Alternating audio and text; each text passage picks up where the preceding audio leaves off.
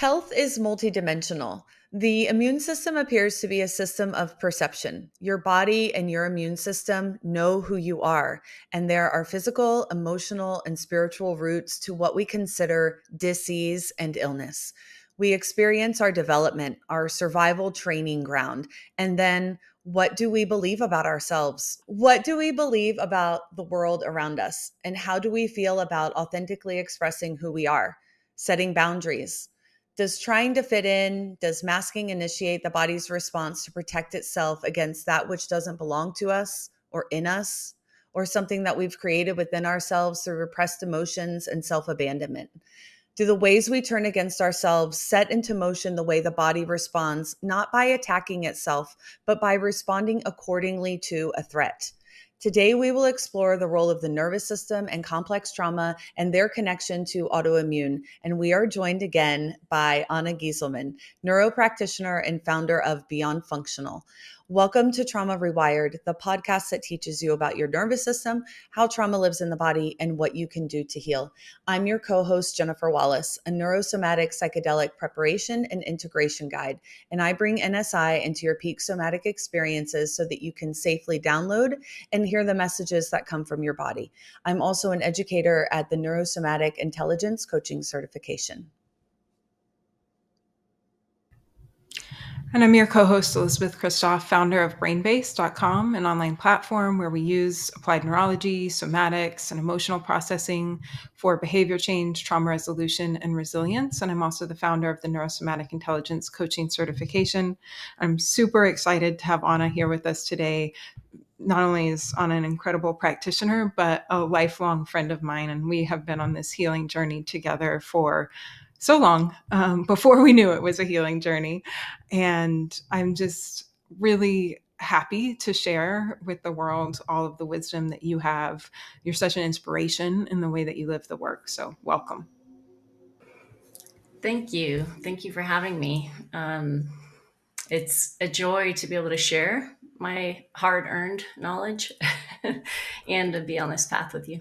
Tell us a little bit about why this topic is so important to you and relevant to you. You have definitely experienced your own journey with autoimmune, and what is it about this that you want to share? Is what parts of your story are really relevant for this conversation? Yeah. So you have to rewind a little bit back to when I was 36, and out of nowhere, autoimmune, specifically a disease called lupus, just came and whacked me upside the head. And prior to that, I had felt fine, or at least I thought I felt fine. And that's actually when you encouraged me to look at my nervous system. And I had been to many different doctors, and not one of them ever said, hey, let's talk about your upbringing, or what do you do to regulate your nervous system, or nothing ever touched on that. So that was my first moment of exploring, what do you mean my nervous system? And it resulted in this long journey of healing past trauma, healing my daily dysregulated nervous system that I didn't even know that it was dysregulated. I didn't know what the signs were. Yeah, that was like normal. I don't know what the saying is, where you're like in the soup, sort of, or you're in the waters. You don't even know you're in the waters. And through the process of learning applied neurology and learning to heal my nervous system, I think that helped my healing exponentially from autoimmune, including also medicine and tons of other things, therapy, all the stuff. So it's been a multifaceted journey, but it's really helpful to understand the role of the nervous system in autoimmune. Thank you. I think I think this is going to be a really potent conversation for people to hear today as we start to kind of see the weavings of all of this together, and then kind of start to pull some things apart from people. And I think the journeys that you two both share in your experiences with autoimmune are just going to be so important for our listeners. And so I want to start off with what autoimmune is characteristically defined as, and it's defined as an autoimmune disease, and it occurs when the body's immune system, which is designed to protect against infections and other threats, mistakenly attacks its own cells, tissues, or organs. And so normally we expect that the immune system can distinguish between the body's own cells and foreign invaders like bacteria or viruses. However, with autoimmune diseases, the system malfunctions, leading to an immune response against the body's own tissues. And what I want to first kind of pull apart from that is when we say which is designed to protect against infections and other threats. I want to talk about the other threats for a moment, because that's what a lot about this conversation today is going to be, weaving that thread. And so let's talk about what could some of these other threats could be, like mismanaged stress, unprocessed trauma, lack of boundaries, overflowing toxin loads of poor thoughts, limiting beliefs, repressed emotions. We have the deficits in our sensory systems to consider as well, and a state of living in deep disconnection from self. Like, what if that is what the body, all those things, what if that's what the body is defending itself against? And in its overstimulation, in its perception of danger, its internal assault of all of the threat, the tissues, the organs, they become sort of what I imagine as like these innocent bystanders in a system that is so complexly woven together that between the overstimulation and the interweaving, it's it's too close. And I think a lot of times when we see images of the body, it looks like there are layers, or that the bones and the tissues and the organs are maybe apart from each other. And as the autoimmune system is attacking the threats, and there are key characteristics that you may have heard in relation to autoimmune. And one of those is self attack.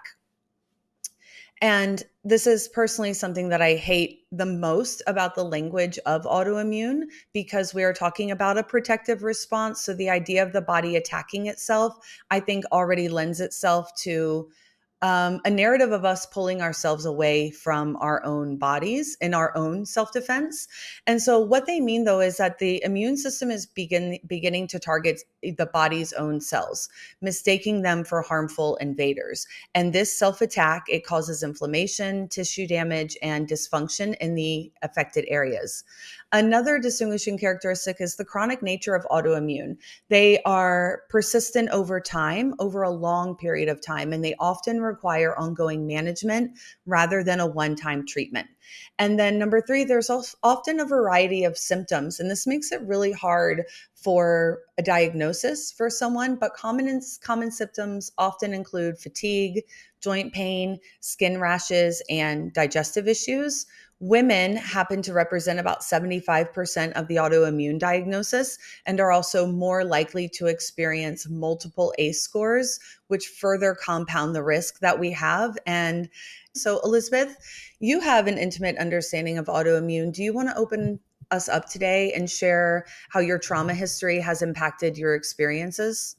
Yeah, for sure. So I've had autoimmune stuff happening for as long as I can remember. Like as a little kiddo, I was always in and out of the hospital. I would get really sick to my stomach. I had eczema.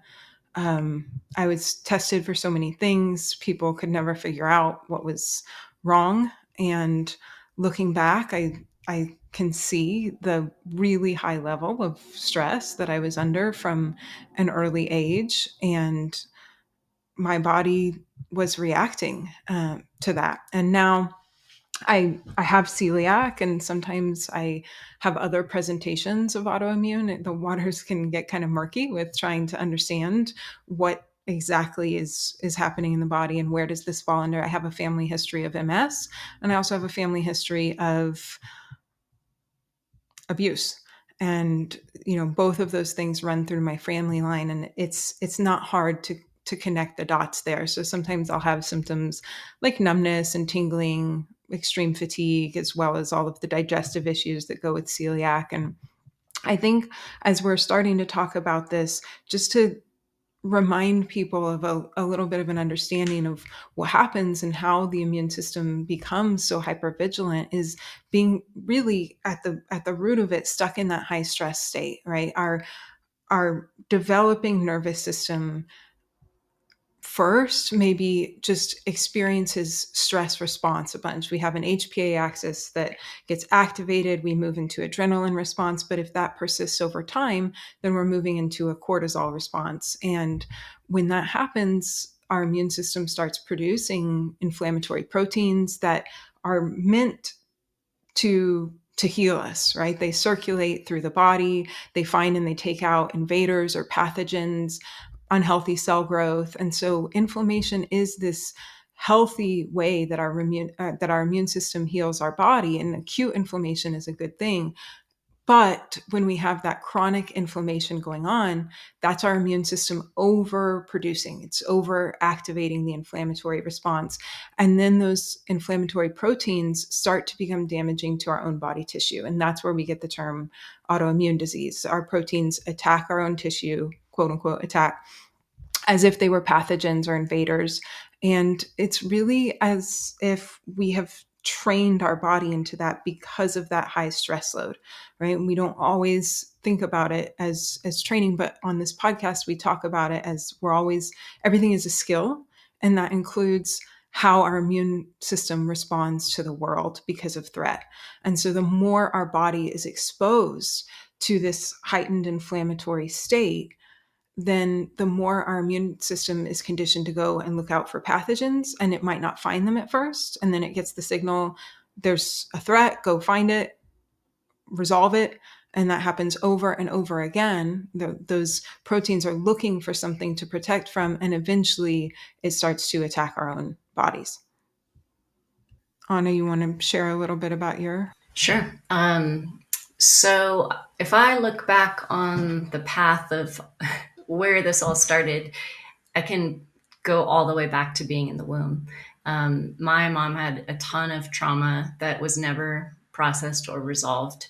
And as soon as I was born, her symptoms of having bipolar and also alcoholism flared. So from year one of my life, there was a disconnection. I mean, I don't have memories of this, but as a baby, you need your parent to co-regulate, and that wasn't happening really. So there was stuff early on, like growing, developing fetus as a young little baby toddler. And then I look at as a teenager slash in college times of me trying to self-soothe. I leaned into alcohol, I leaned into other substances, and I know that that had a terrible effect on my gut, contributing to leaky gut, deficiencies in my nutrient absorption, just different, as we'd say, maladaptive coping strategies came through. And I think all of those were building and building and building until when I was in my 30s. I think earlier I said this all started at 34. It was actually 36. I was in a committed relationship with, we kind of came to a stressor point of should we have a kid or not? And I felt deep down, I don't want to go there. I don't want to have a child, but there was a lot of outside pressure. And I was really like, oh, should I just go against what I know to be true for myself? Like literally go against myself, my deepest wisdom, or should I pull the plug and just be true to myself? And it was a hard time because you're looking also at like this decision will result in another attachment wound kind of a relationship. And so it weighed heavy on me for a good year. This conversation was going until we finally came to a settled place. But during that time, lo and behold, lupus just like exploded in my body. And I can look back at photos of me before then and I could see it. Like I can see the dark circles under my eyes. I remember having a lot of joint pain. But I just attributed that to like, oh, I'm a massage therapist. Of course my joints hurt. Or like, oh, I drink a lot of wine. Of course my face looks puffy and sallow. And So the signs were there. My body was speaking. I just wasn't listening until it was screaming. And then at that point, the mechanisms were set in place, and it was no longer something that you could just kind of soothe. It was full blown. Yeah. So it goes back a long way. And I think it's important to note that even though these traumas were going on, like as a young adult, I felt like, oh, I've got a great upbringing. My parents stayed married. There was always food on the table. We had a stable house. No one beat me. So yeah, I'm fine. Not really realizing that there were deeper wounds that were established before I was even aware of self, of body. And those things, they play out in life and can result in dysregulation, chronic dysregulation. Yeah, absolutely. I think I remember that time as you were going through it and the stress that that's under. And it's such a really powerful example of the how deep the attachment wound can go, and especially the stress that can come in relationship. For those of us with CPTS and having to face this situation of authenticity and attachment being at odds with one another, right? Like, can I be fully self-expressed, or is that going to cause me to lose a relationship? And that internal chaos that comes is such a hallmark of CPTS. In all of season 3, we looked at the relationship between attachment and complex trauma, and how for those of us with those deep attachment wounds, it can lead to so much disorganization inside the body and the nervous system, because we have this deep survival need to connect and to maintain our attachments and to have that human connection for regulation and safety and emotional expression. And at the same time, that can also be really stressful. The intimacy is stressful. The big, deep fears of abandonment and rejection. And so we're pushing into the attachment, but we're also trying to protect ourselves. And the nervous system is is becomes really dysregulated in what would be like a quote unquote disorganized attachment style. And that can also lead us to suppress emotions and disengage from emotional experiences.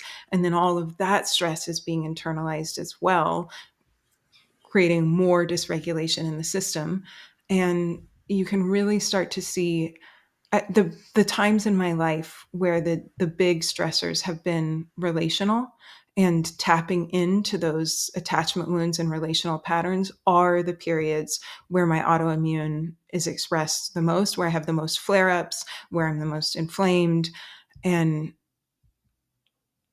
yeah, there's just a deep component of relational stress under all of these issues. Absolutely.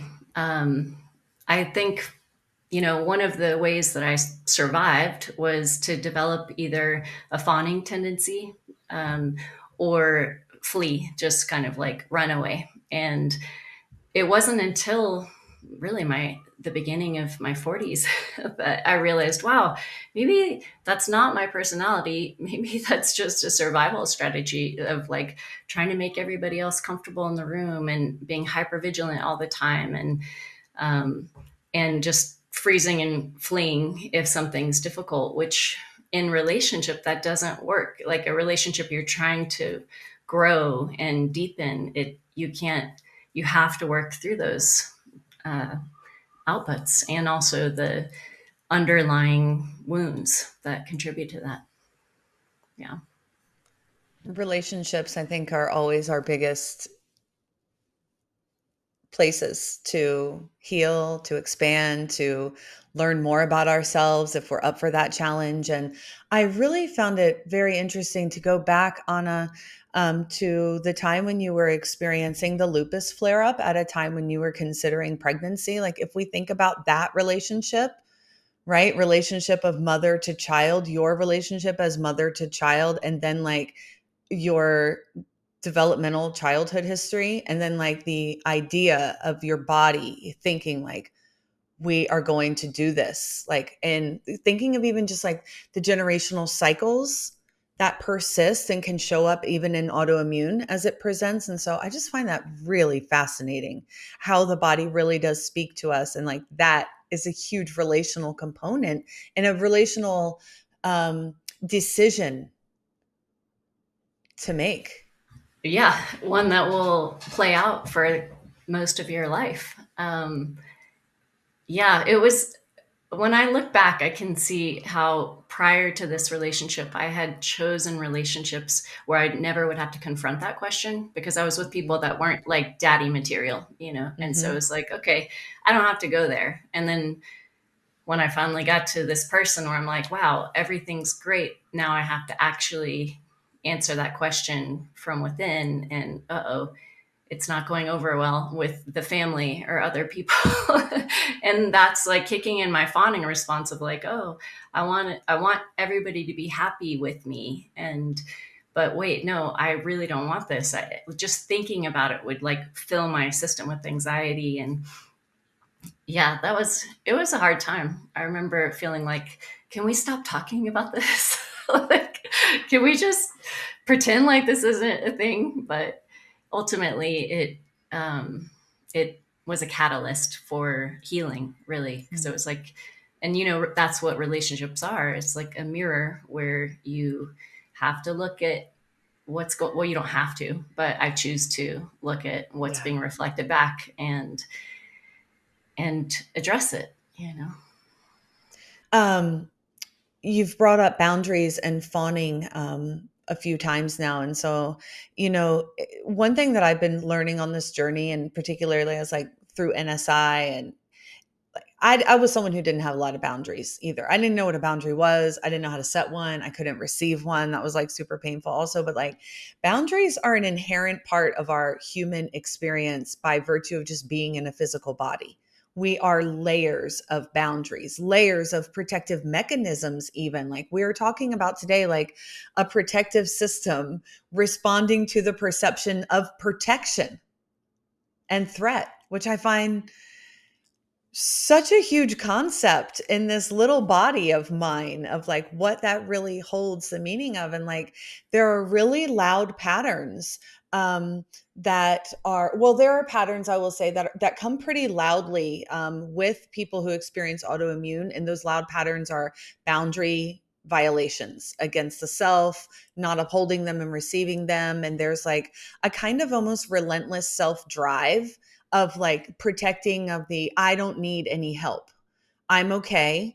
And there's this almost this role where someone could get trapped in of this underdeveloped sense of self, if you will, right? A sense of self that doesn't get developed in childhood because of the attachment and because of the complexities of the relationships that we're in when we are being developed, and then also the chronic stress load that one is developing. And you can see how boundaries just are, how can a little one have a boundary when they're just trying to get the love that they need, get the attachment that they need just to survive the day, is what it feels like. You wouldn't develop a strong sense of self.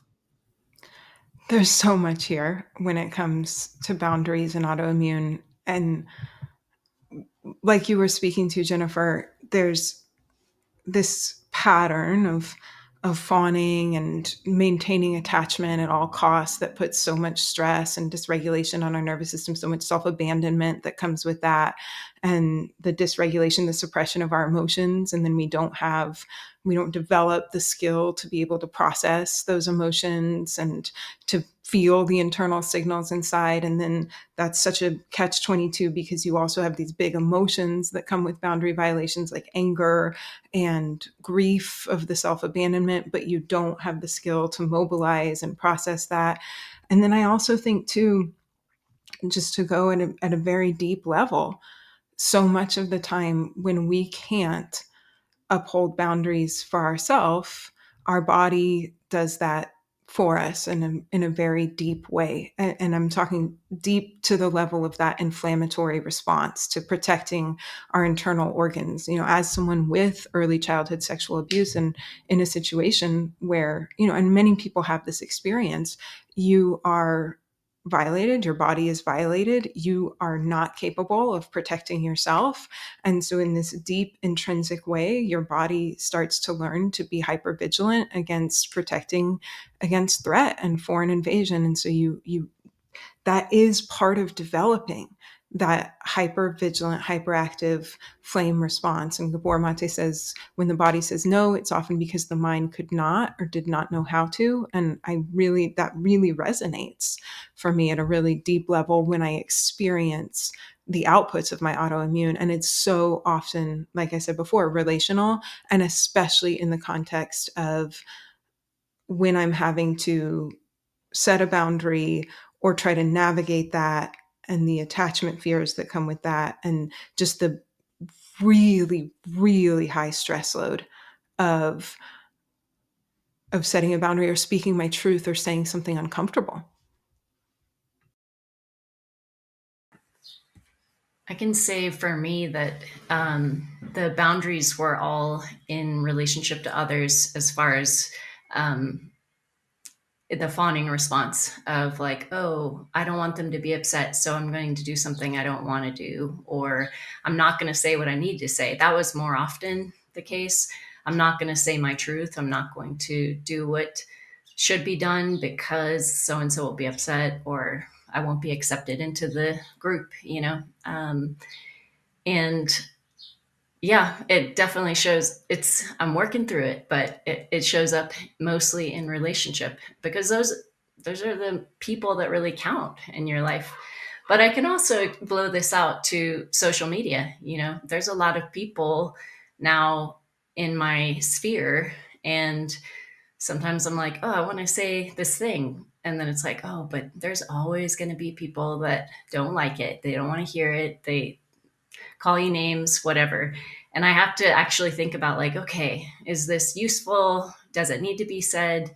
And if so, and I still feel that fear inside of like, oh no, I'm going to make somebody mad, or there's going to be a whiplash, I have to regulate around it and like really sit with it and be like, okay, all right, I'm going to do it. I'm going to say the thing, but it's hard, especially with um, this online community where everybody has an opinion. Yeah, it can be in the deep relationships where that attachment is so important to us, but it can definitely be at a collective social level too. And there's a huge stress load of being visible and using your voice and saying things. And I think this also kind of brings me to shame as well, because that's a lot of the experience that I have, even, with having this podcast or putting things on social media or setting a boundary in business. It doesn't just happen in my intimate relationships or my close relationships where I'll maybe make a mistake, I'll say something wrong, or maybe I'm worried that something I said offended someone. And I have such a strong reaction to that, such a hyperactive shame response. And I feel like shame, inflammation, autoimmune is really important to connect those dots for people, because we have talked about shame quite a bit on this podcast. But in this topic, I think it's very relevant. And it's really been through our exploration of shame and its physiological manifestations that I learned how hyperactive my shame response was, because I was really disconnected from it. I didn't know that I was carrying around so much. And then as we started to explore and find all of this research on the link between shame and inflammation and how it presents in the body, I began to tie those feelings of inflammation. Like I wouldn't know that I was having a shame response, but I could start to recognize some of the racing thoughts of, oh my God, I got to apologize. I got to fix this. I got to make it better. And then I could start to peel back a little bit deeper and see that underneath that was this narrative of I'm bad, I'm wrong. And at the same time, my joints were swelling up. I felt very bloated. I was puffy. I would start to lose mobility in my hands. And I started to really notice how much that was happening in my life over these even little things, right? I have this little interaction on social media, or I've said something that maybe hurt my friend and I didn't mean to. And the reaction in my body was so big. And I started to see, oh man, this is happening a lot inside of me. And there really is a narrative here of deep internalized core belief of I'm bad that is leading to real physical outcomes in my life as well. I think for that to happen, to be able to notice it, you have to be able to be in your body and present, which, a lot of people tell me all the time, oh, I had this thing and then I couldn't sleep. I was going through it all night. And I'm like, did you do anything? Did you do any breathing techniques? No, I just laid in bed, like ruminating. And I'm like, because there's like a disconnect from realizing, oh, it's happening now and I need to like do something, to just like, oh, it's happening and I'm just going to let it run through me and do it, take its course. And tomorrow I'll be exhausted. But, that's just how it is. And it's very empowering to learn to feel that, and then also to learn what to do. Like, how do you intercept it? How do you heal those mechanisms, that deeper shame? There's a lot of disempowering language around having or experiencing a dis-ease in your body. And shame being one of the components of complex trauma. If as a child you do something wrong, you go into a timeout, you learn like, oh, that was a bad thing to do, I shouldn't do that, I'm going to like lose my community, right? You might feel a little bit of shame, the behavior changes, you carry on, you learn your lesson, and there we go.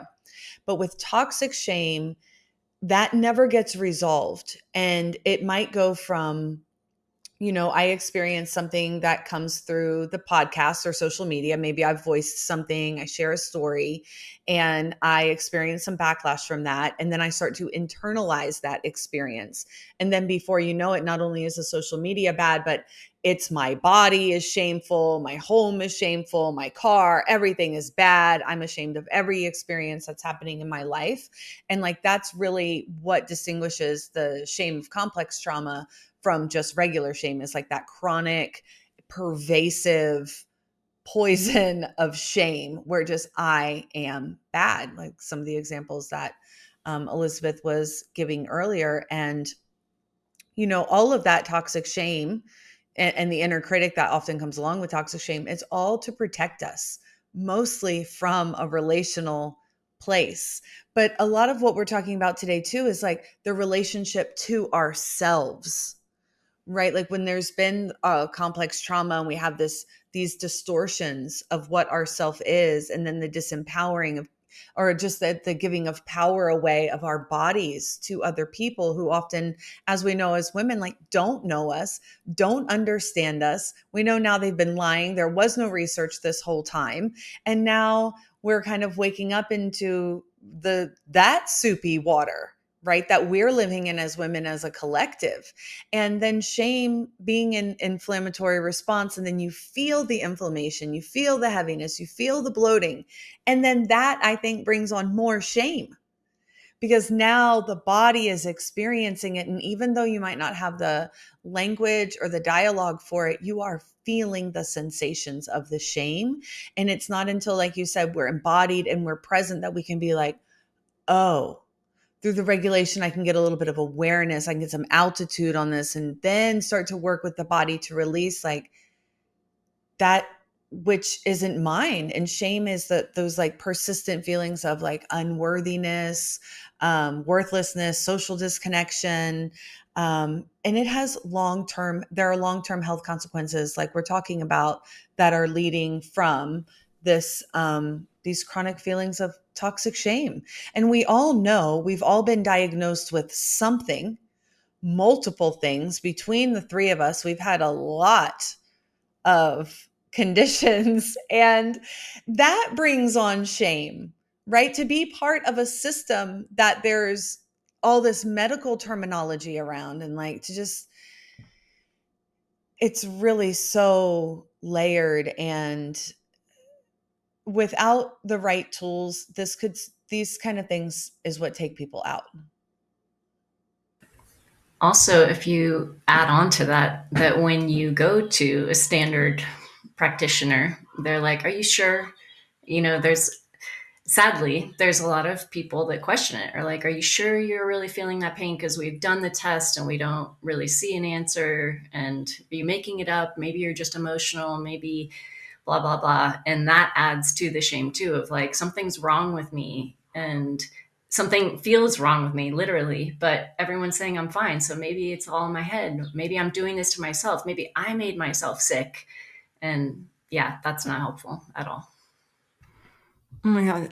There's so many layers of shame there, right? There's the gaslighting and the distrust in yourself. And there's so many times too, when I have that exact narrative go through my head. I did this to myself, right? That plays so loud when I'm feeling sick, especially when you couple that with like a history of disordered eating, or like you said before, both of you mentioned like substance abuse and, oh, I must have done this to myself. My behaviors did this to me. I'm broken. And then the language, Jen and I were talking a little bit before this recording about even just saying stuff like your body is attacking you, and what kind of relationship that sets up for you to have with your own body when you're talking about it that way versus like it's one of the reasons why we took the disordered off of CPTSD, because it's not really disordered. It's a adaptive response from a nervous system that's trying to protect you based on your life experiences.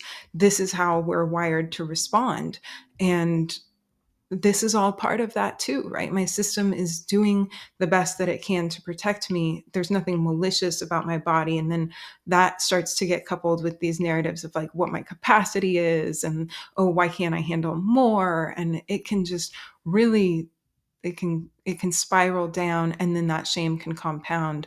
And so it is so important to start to recognize that, to start to question some of these narratives, and then also, like both of you were talking about, to be able to feel some of the sensations in your own body, start to have practical ways to work with the body and the nervous system so that there's some sense of agency there, and you can align with like I'm working together with my body and my nervous system to try to cultivate safety, to listen to the signals that it's sending me, to take a new reaction, to learn some tools to support my body rather than like feeling like I'm at war with myself.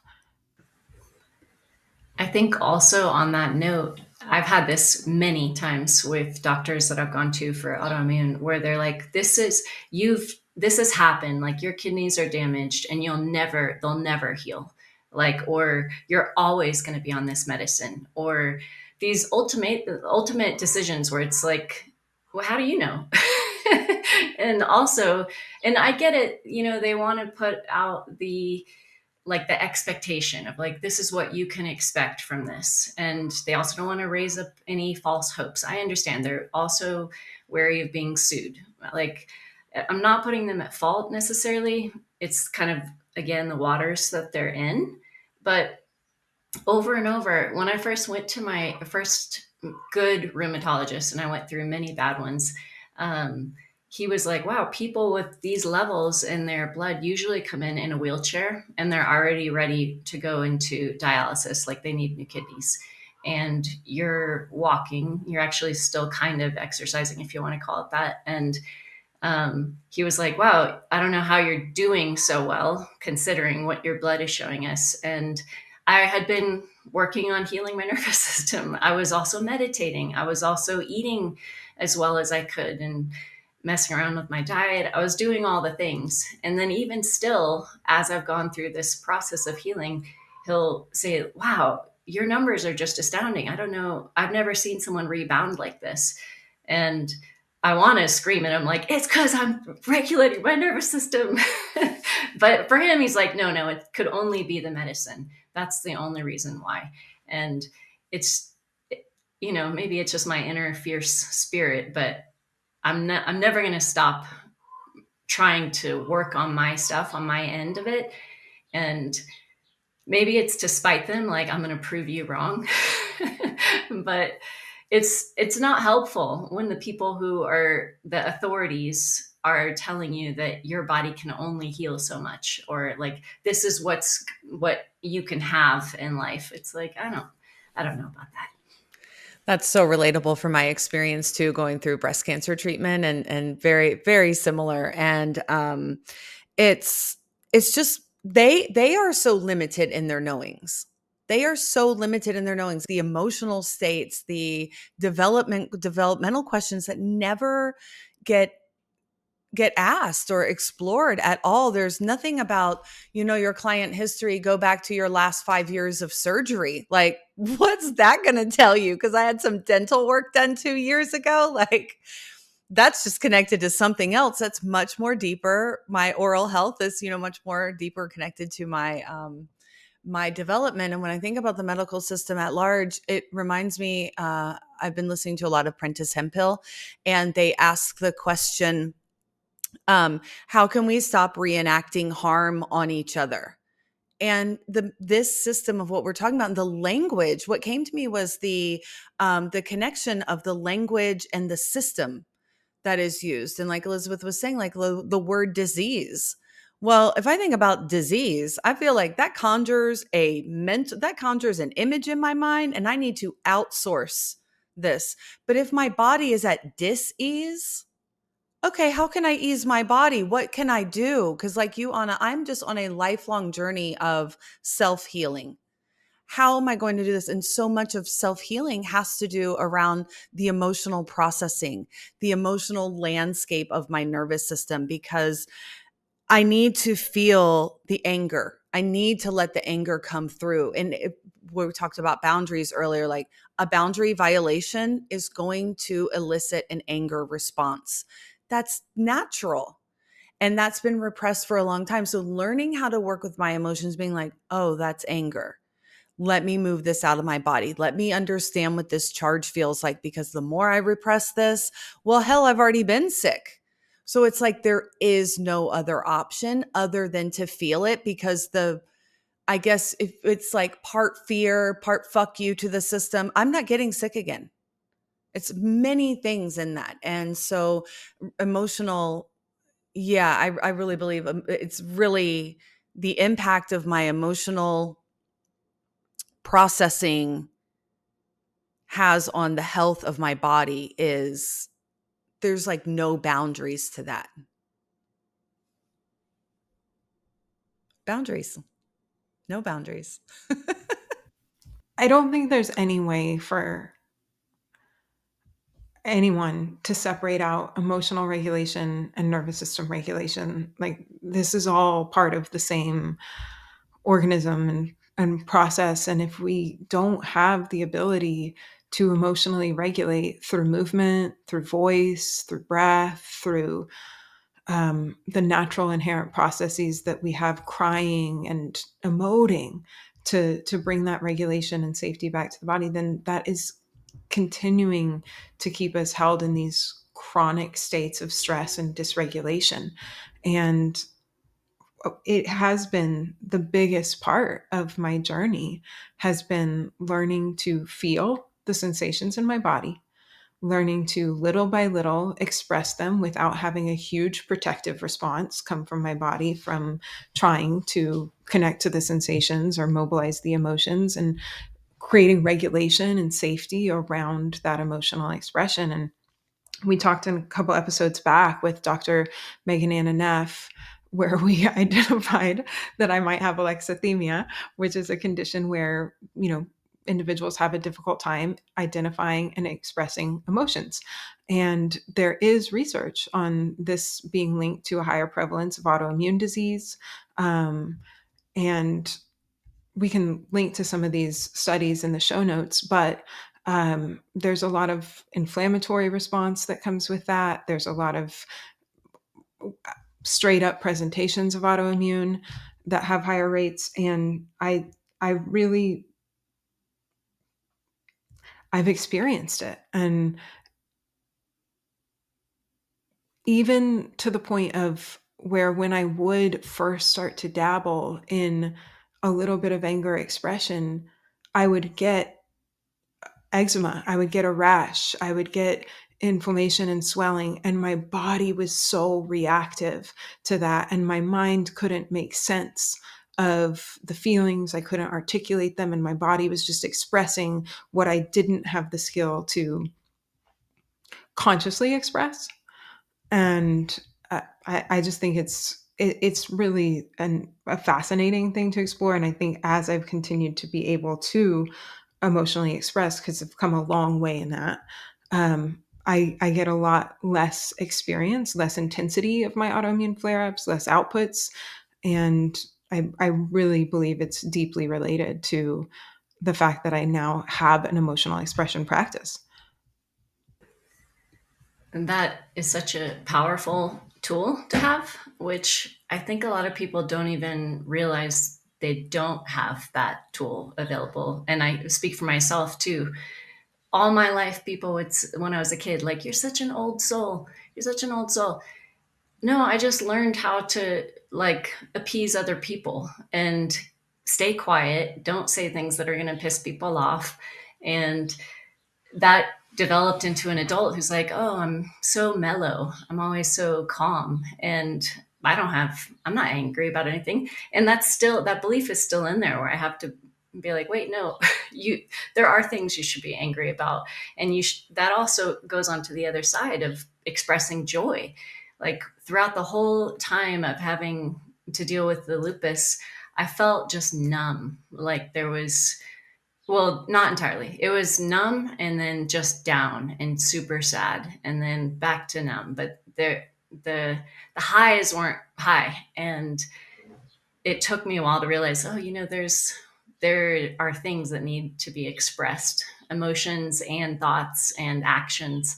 And like you said, just dabbling, like a little bit of expression and then work through it. And then again, a little bit more expression until you can get to the point where it's like, no, actually, I'm fine to speak my truth. And I don't need to go back breathe right away. Like, you're able to just be okay expressing yourself or, um, yeah, telling someone how you feel or whatever needs to come through. I think it would be helpful for people to just get like a brief overview of how the immune system responds, like on kind of a nerdy level. We know there are many studies linking adverse childhood experiences. People with an ACE score of 4 or more are much more likely to experience autoimmune. And we also know that emotions like shame are linked to pro-inflammatory cytokines in the body. So you have a heightened inflammatory response with some of these emotions that come with CPTS. And we can link some of those studies in the show notes as well. But just to really break it down at a very simple level of what's happening in our nervous system, in our body, as we're experiencing these stressors, is that the very first thing that happens is our HPA axis gets activated if it's an acute stressor. And so then we move into an adrenaline response because that's our body's first line of defense. It's our short-term immediate survival hormone that's preparing our body to mobilize for action, right? That's it's releasing glucose and energy to the muscles. It's speeding up your heart rate, your respiration. You're getting the body ready to protect itself, whether that's escaping the situation or fighting off a predator. But if that situation continues to go on, then we move more into our cortisol response. That's more of our long-term stress hormone. And when that happens, with cortisol production, the immune system starts producing inflammatory proteins that then circulate through the body, and they try to find and take out any invaders or pathogens or unhealthy cell growth. So inflammation is the way that our immune system heals the body and protects the body. It's a good thing when it's done in short bursts. But when we have chronic inflammation, then our immune system is overproducing, it's overactivating the inflammatory response. And so those proteins become damaging to our own body tissue. And again, we get stuck in this kind of constant state of stress hormone stress chemical production where we have adrenaline and cortisol pumping through the body. And that's happening over and over again because we're stuck in these high stress states, hyper reactive F responses. And so that signal to go look out for pathogens to create inflammation is happening all of the time. And the more that happens, the more our body is seeking to find and protect us from these pathogens or foreign invaders. Eventually, it finds something to attack, to protect from. And so it eventually turns into our own tissue, our our own cells, and that is problematic. And then it's also that high level of inflammation all of the time. And through so many different autoimmune diseases, we see high inflammation rates as a hallmark of autoimmune, whether that's rheumatoid arthritis or lupus or issues with digestion, irritable bowel syndrome. All of these have inflammation at the root. And I think it's also important to know that we're never totally stuck. We are adapting and changing all of the time. And will I ever be like, I've cured my celiac through my nervous system regulation practices? I don't know. I don't know. I'm going to have times, probably a flare up. There's still going to be times in life where things are stressful for me. And I do have a much bigger toolkit now, and I have the ability to process my emotions.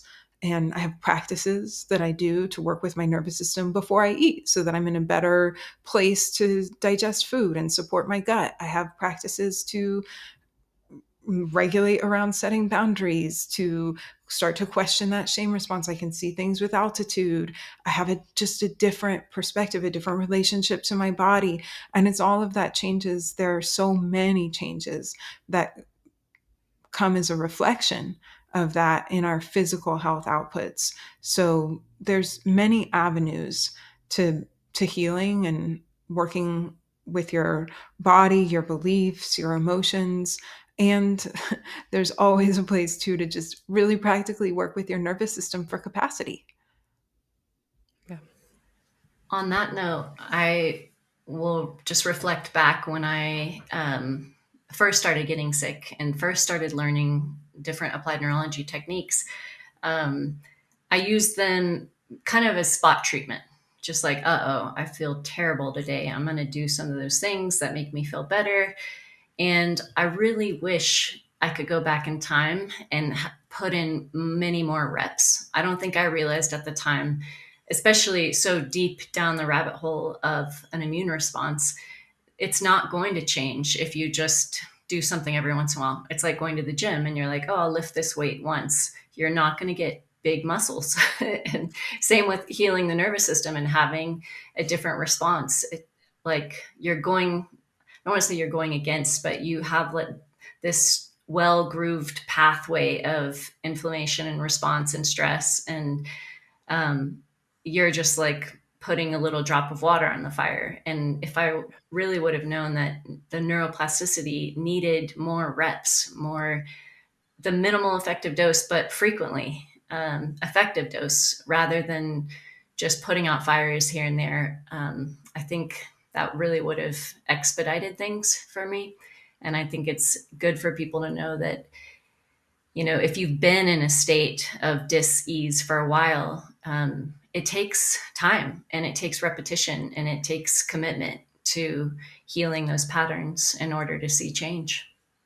It really does. It really does. Thank you so much for that. I think that's a beautiful closing thought.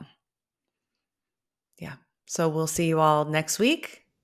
Thank you. Thank you. Thank you so much, Anna. Thanks, Anna. Thanks for having me. It was lovely to see you both.